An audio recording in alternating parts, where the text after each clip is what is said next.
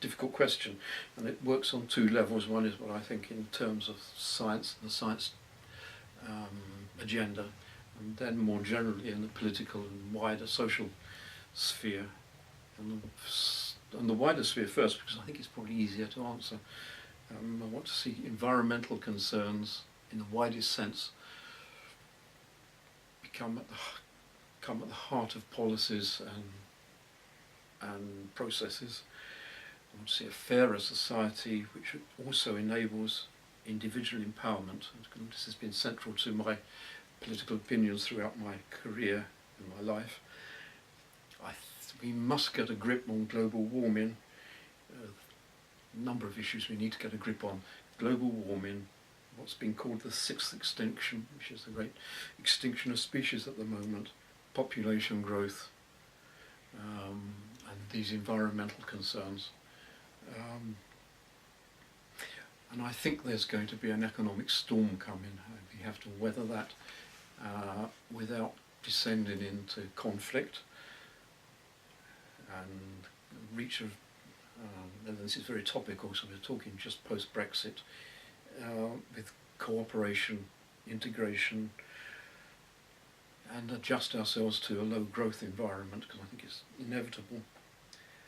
So I want to see a slower, quieter, more cooperative society develop, if that's possible. And there's also a personal bit about this. I explained earlier that I play 17th century, 18th century music on the lute. It's a very quiet instrument and a very contemplative one. But as soon as I start listening to this stuff, I'm taken to another place. And that's where I want this place to be in the future, which is quiet and contemplative. But if you look at science, I think there are some big issues that need to be looked at. I've already talked about looking at medicine. It's the conquering of environmental disease, obesity,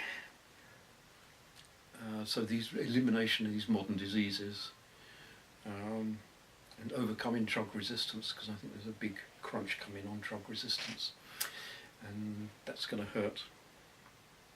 Beyond that, I think there are big scientific issues like the unification of the four fundamental forces, which has not yet taken place, as we've got to bring gravity into it. Bring IT under more human control, because I think there's a danger that IT is going to start ruling us rather than the reverse. And we start hearing warnings about this from people as eminent as Hawkins and others. I think they've got a point. They've got a point, and it needs to be done. And I would add that to that. We also need to bring genomics under human control. And the genomics should not rule us. We should rule genomics. And the use of genomics is another big danger, that we might sleepwalk into a dangerous situation.